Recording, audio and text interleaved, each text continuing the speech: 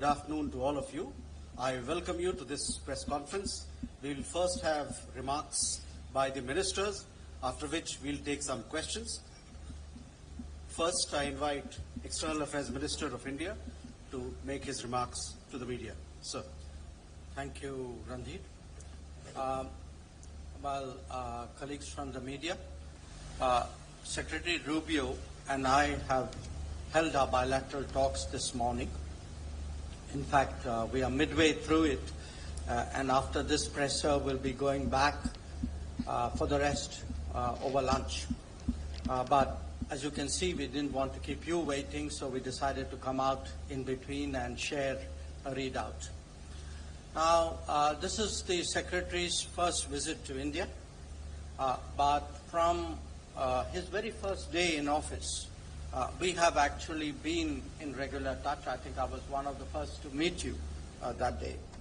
And this has included occasions in Washington, D.C. and New York, but also on the sidelines of other events. The most recent one was in France. So we've had really a continuous engagement which has facilitated our overseeing the broad-based and growing cooperation between our two nations. Now, as regards this visit and our discussions today and yesterday, let me give you a state of play. In terms of the political understanding between India and the United States, I think we have a strategic partnership which emanates from a convergence of national interests in many areas. Yesterday, during the Secretary's call on the Prime Minister, some global and regional issues were discussed, and in our subsequent meeting at the embassy, we took up developments pertaining to West Asia, Middle East, to the Indian subcontinent, and to East Asia. I also shared with him some impressions I had of my recent visit to the Caribbean. And our talks today over lunch will focus on the latest developments in the Gulf. As you all know, a few things have happened or seem to be happening overnight, and also on the Ukraine conflict. And the Indo-Pacific is, of course, on the agenda for the Quad meeting, which we will be doing on the 26th. Where defense and security cooperation is concerned, you're all aware that the 10-year major defense partnership framework agreement was recently renewed. A comprehensive underwater domain awareness roadmap was also signed. We discussed the importance of taking into account the Make in India approach and lessons drawn from recent conflicts while going forward in the defense domain. On the economic front, we spoke about the value of concluding at an early date the final text of the interim agreement regarding reciprocal and mutually beneficial trade. This will be an important step towards a comprehensive bilateral trade agreement which was envisaged during Prime Minister Modi's visit in February 2025. Our expectation is, we had a team recently in Washington, and our expectation is that an American team would be visiting India soon for that purpose. We spent some time today discussing energy issues, and again, you're all aware that our government's fundamental responsibility is to address the needs of 1.4 billion people. Obviously, ensuring the accessibility and affordability of energy for them is our prime objective. Secretary and I therefore welcome the expansion in our energy trade in recent months. Diversified supplies are at the heart of energy security for India. We devoted some time to nuclear energy cooperation as well. The passage of the Shanti Act has opened up new possibilities. An American delegation was recently in India. We hope to realize the potential of cooperation in the nuclear domain, and I also raised with Secretary some issues, regulatory issues we have on the American side. All of you know the importance of critical minerals. Our two nations have been cooperating bilaterally in the Quad format and also as like-minded group. India joined the Pax Silica and is part of the Forge initiative. The AI Impact Summit in New Delhi in February highlighted the enormous potential of the India-US relationship, and we will naturally be encouraging our businesses dealing with AI. As India's semiconductor and AI capabilities advance, this cooperation will be even more prominent in days to come. People-to-people ties are at the heart of our relationship. I apprised Secretary Rubio of challenges that legitimate travelers face in respect of visa issuance. While we cooperate to deal with illegal and irregular mobility, our expectation is that legal mobility would not be adversely impacted as a consequence. After all, this is very relevant to our business, technology, and research cooperation. Friends, India and the United States have common interests, but they also face shared challenges. Prominent among them is terrorism. Our position in that regard is very clear. It is one of zero tolerance. We appreciate the strong cooperation between concerned agencies of our two countries in this domain. I particularly recognized the extradition from the United States to India last year of a key planner of the 26/11 Mumbai attacks. Our two countries will intensify cooperation bilaterally as also in relevant international forums. We will continue to collaborate closely on countering illegal trade in narcotics. Our discussions, which, as I said, are still ongoing, have covered a range of regional and global issues. So let me state India's broad position which pertains to all of them. And I would make 5 points here. One, that we advocate dialogue and diplomacy to address conflicts. Two, we support safe and unimpeded maritime commerce. Three, we demand scrupulous respect for international law. Four, we are against weaponization of market shares and resources. And five, we believe in the value of trusted partnerships and resilient supply chains to de-risk the global economy. So overall, this has been a very timely visit by the Secretary. I think our discussions have been very productive, and I look forward to hearing his remarks. Thank you, sir. I now invite U.S. Secretary of State for his remarks to the media. Thank you. Well, first of all, thank you for your very warm welcome. And it's been a phenomenal visit already, and it's only been a day, and we have so much more work to do. And it's an honor to be here with all of you in this important visit to one of our most important strategic partners in the world. And I want to highlight that point for a minute. We obviously have relations, and we work with countries all over the world, and we need to, just as India does.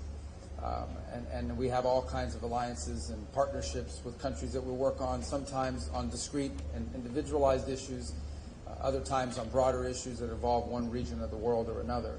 A strategic partnership is something very different. It's something much broader than that. A strategic partnership is when your interests as two nations are aligned and you work together strategically to solve those problems. And the list of issues that we work together with India on, the breadth and scope of them, is what highlights the fact that India is an important strategic partner of the United States, one of our most important strategic partners in the world. It begins with the fact of our shared values. We are the two largest democracies in the world. And so obviously that in and of itself begins to align our interests simply because our leaders respond directly to voters and people on a regular basis, which means I have to go back and justify to the American people every decision we make, and the president has to do the same on why it's good for our country, and our counterparts here in India have to do the exact same thing. You have to respond to the people of India about why your partnership with the United States, or your stance on any issue for that matter, is to the benefit of your country. I imagine this is true in every country in the world to some degree, but it is particularly true for democracies. Democracies respond directly to the people, and you have to respond constantly. In democracies, you have opposition parties. You have a free and open media. By the way, you have a lot of media. We have media in our country. You guys have a lot of media, and that means a lot of scrutiny and a lot of attention. But that begins to align our interests immediately because we both recognize and have mutual respect and understanding that every decision we make every announcement we make, everything we work together on, we ultimately have to go back and justify it to our voters, to our people, the people who put us in these positions to begin with. The second point I would make is that our partnership from a strategic standpoint is not limited to a regional one. Now, clearly there are regional issues in the Indo-Pacific that are important to both of our countries. But the ability, increasingly, as we have conversations, we are talking about strategic interests that align beyond simply the region. Whether it's your visit last week into the Western Hemisphere, we have a lot of alignment. Whether it's our mutual interest in what's happening currently now in the Straits of Hormuz and beyond. And then on the topics as well. If you talk about the topics that we have a mutual interest on, both countries are strategic allies on the idea that access to critical minerals and supply chains are an essential issue in the 21st century. The over-concentration of reliance on a single source for anything, particularly things that are vital for our economies, is one of the great challenges of the 21st century. And we are strategically aligned on that topic. On the issue of terrorism, both of our countries have suffered, both directly and indirectly, because of global terrorist networks. There is a strong counterterrorism alignment as a result of that. On innovation and ensuring that all of the promises of new technologies and new advances in the 21st century, all of them come with risks and rewards. Every technological advancement that's made individuals and societies more productive have always come with risks associated with them. Managing those risks and maximizing those benefits is one of the great challenges of the 21st century. And there's a tremendous strategic alliance between our countries and agreement on that point. Likewise, on the unimpeded flow of commerce, especially in international airspace and international waters. This is true in the Indo-Pacific, ensuring that there's a free and open Indo-Pacific, but it extends beyond the Indo-Pacific. We share as a strategic value the fact that no international waterway, no international airspace should ever be used or nationalized by any country in the world, and that should never be accepted as a new normal. Another area of strong strategic alignment. And we could go on and on. The bottom line is that the opportunities exist to work together because not just our shared and common values and our people-to-people ties, but because our nations are strategically aligned on all of the key issues that will define the new century. All of the great challenges that are before us now in the modern era, we are strategically aligned on. And the final point, and this I mean is no disrespect to any other country in the world, but you can have a strategic alliance with countries. But there are only a handful of countries in the world that have the ability to actually do something about these big issues on a global scale. There are only a handful of countries in the world that have both the economic and diplomatic power to be influential on strategic issues from a global perspective. And India is one of them, which is what adds the finishing touches on the importance of this strategic alliance. Is we have a strategic alliance between the United States and India. It's a strategic alliance between two countries that have global influence and the ability to influence global events. And that distinguishes it from other relationships. And so that's why this is an important visit to be here today. It's why we hope that later this year the Prime Minister will visit us in Washington. It's why I hope our leaders will have a chance to interact in other forums. And I also want to thank you, by the way, for hosting the latest meeting of the foreign ministers of the Quad, which will be happening the day after tomorrow, I believe, right? Day after tomorrow. Another important mechanism and of joint cooperation. And one more example of our strategic relationship between our two countries. Because the Quad is a form of alignment between four countries who are not just strategically aligned on a bunch of key issues, but four countries that have the ability to varying degrees to influence global events on these topics of mutual interest. So there's a lot of details and things we can talk about. I didn't mention energy, but we also are strategically aligned on energy. You know, energy and the ability to generate power is the key behind all of the great industries out there. Whether it's data centers, whether it's artificial intelligence, whether it's the ability to modernize and continue to advance economically, all of it begins and ends with the ability to generate the power necessary, not just to raise standards of living, but beyond that, to expand into new industries. And both of our countries are strategically aligned in ensuring that we have a world that can not just produce but deliver the energy resources that are necessary to power a modern economy. So I'm not given the breadth and scope of areas of alignment. One visit alone will never solve or be able to address all of these. But this continuing dialogue and engagement between our countries is important because, as I said, I think it's not just evidence of the importance of our strategic alliance, but it's necessary in order to continue to advance on all of these topics. So thank you for your warm welcome. Thank you all for covering these events here today, and I look forward to returning many times. 4 days for a country of this size, of this beauty, and of this diversity, and all the things you have to show us. We can't possibly see it all in 4 days, but we're going to try, or we're going to die trying, because it's a pretty packed schedule. And I appreciate everything you facilitated for us in our time here together. Thank you. Thank you, sir. We now open the floor for some questions. Please be brief as you ask your question, and please do introduce yourself and your organization. We'll begin there. Kadambani, this side, please. Good afternoon. I'm Kadambani Sharma. I'm an independent journalist. I have a question for both of you. First, Secretary Rubio, to you. Indian students, engineers, doctors, researchers have contributed enormously to U.S. economy and innovation ecosystems. But the recent changes in J1 visa, F1, H1B visa are being seen in India as hurting the core pillar of people-to-people relationship.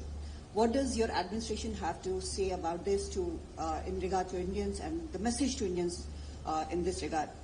Dr. Jaishankar, to you, my question is, India today has strong relations with UAE, the Gulf countries, Israel, Iran, and of course US here. And how confident are you of managing all these relations at this time in the current situation? Would you say it is an example of multi-alignment? Thank you. Thank you. Let me just handle on the first of all. I take and accept what you've just said about the contribution that Indians have made to the U.S. economy. Over $20 billion have been invested in the U.S. economy by Indian companies. We want that number to continue to increase, and obviously the expertise as well that they've provided into our economy has been very, very valuable. I don't want you to view, or anyone, I made this point yesterday in an interview, the changes that are happening now, or the modernization of our migration system into the United States, is not focused, it's not India specific, it is global, it's being applied across the world. We are in a period of modernization, and I'll be frank and honest with you because it's important to talk about this.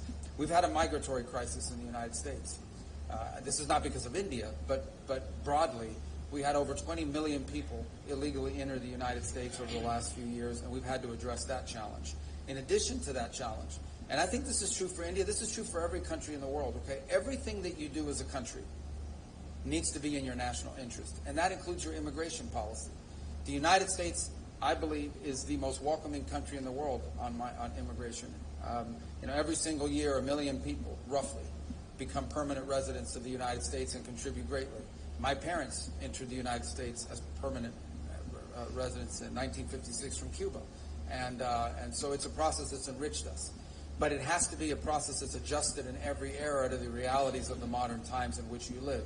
And it's long overdue. So the United States is currently undergoing a process of reforming the system by which we choose how many people come into our country, who comes in, when they come in, etc. Anytime you undertake a reform, anytime you undertake a change in the system by which you admit people, or frankly, anytime you undertake a reform in any system, not just on immigration, there's going to be a period of transition that's going to create, some friction points and some difficulties and so forth. Ultimately, we think when this process is in place, once this process has been modernized, and that's really what it is, we are modernizing the U.S. immigration system for the 21st century so that it is an immigration system that's not just good for the America, but it's also good for the people that are coming. Once we are complete and once we've done the work of modernizing that system, I think we're going to come up with a system, we're going to wind up with a system that's more efficient and even better than the previous system, and in some ways may prove to be even more beneficial than the previous system was to people from India that seek to enter the United States to work and innovate. But obviously there's going to be a period of adjustment along the way. So what I want to leave clear is that the changes, while they may be having a disproportionate impact on a place like India that provides so many high-skilled workers to the U.S. economy, it is not a system that is targeted at India. It is one that's being applied globally. But we're in a period of transition, and like any period of transition, there's going to be some bumps on that road. But we think ultimately our destination is going to be a better system, a more efficient system, one that works better than the one that we had in place previously, and more sustainable, by the way. Your